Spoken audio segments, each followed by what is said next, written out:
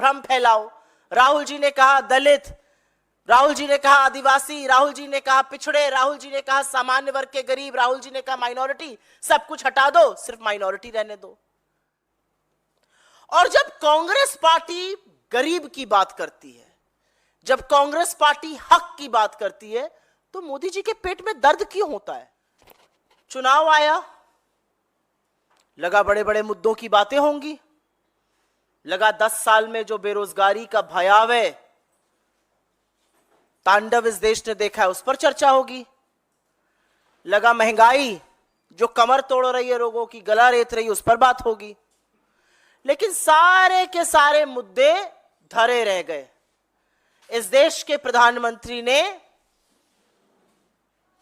फिर से वही स्क्रिप्ट उठाई जो 2002 से पढ़ रहे हैं वो, ध्रुवीकरण की, विभाजन की, डर की, संशय की। इस देश के चुने हुए प्रधानमंत्री को अपने ऊपर, अपनी सरकार के ऊपर, अपनी पार्टी के ऊपर इतना सा भरोसा नहीं है कि मुद्दों की बात करके चुनाव लड़ा जा सकता है। तो प्रधानमंत्री ने शुरू किया अपना घिसा पिटा काम, ध्रुवीकरण का, किसी को विलेन बनाना, डर फैलाना, संशय करना, भ्रम करना। और उनकी दो रुपल्ली की ट्रोल आर्मी ने, बीजेपी की फेक न्यूज फैक्ट्री ने फिर वही शुरू किया, बयान की काट छाट करो, इधर का उधर लगाओ, भ्रम फैलाओ। राहुल जी ने कहा दलित, राहुल जी ने कहा आदिवासी, राहुल जी ने कहा पिछड़े, राहुल जी ने कहा सामान्य वर्ग के गरीब, राहुल जी ने कहा माइनॉरिटी। सब कुछ हटा दो, सिर्फ माइनॉरिटी रहने दो। मतलब आदत से बात जब इंसान नहीं आता है तो उसको क्या कहा जाए, ये मुझसे बेहतर आप जानते हैं।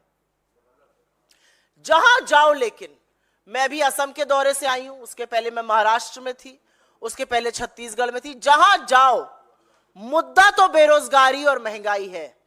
ट्रेनों में, फ्लाइट में, बसों में, रेलवे स्टेशन पर, चाय की दुकानों पर चर्चा इस बात की है कि भैया महंगाई बहुत बढ़ा दी, हमारी गुजर नहीं हो रही है। और जब कांग्रेस पार्टी गरीब की बात करती है, जब कांग्रेस पार्टी हक की बात करती है, तो मोदी जी के पेट में दर्द क्यों होता है? आप मोदी जी की सारी बातें उठाकर देख लीजिए। और इसीलिए मैं मुख्यतः इस बात पर चर्चा करना चाहती हूं। मोदी जी को सबसे बड़ी समस्या हमारे मैनिफेस्टो से है। तो पहले तो मैं आपके माध्यम से वाकई में दिल से थैंक यू मोदी जी बोलूंगी। आपने हमारे खिलाफ दुष्प्रचार करके, झूठ बोल के, मनगढ़ंत कहानियां रच के हमारे मैनिफेस्टो को तो घर घर तक पहुंचा दिया। हर व्यक्ति हमारा मैनिफेस्टो पढ़ रहा है। अमेरिका में भी लोग पढ़ के कह रहे हैं वाह क्या गजब मैनिफेस्टो बनाया। यहां का युवा पढ़ रहा है, मैं टीवी पर देखती हूं आपके जैसे पत्रकार जाके मूर्धन पत्रकार पूछ रहे हैं, लड़के लड़कियां बुजुर्ग कह रहे हैं हाँ कांग्रेस का मैनिफेस्टो पढ़ा, बहुत बढ़िया है, बहुत क्रांतिकारी है। तो थैंक यू मोदी जी तो बनता है, ना हल लगे ना फिटकरी, रंग चोखा भी आ जाए।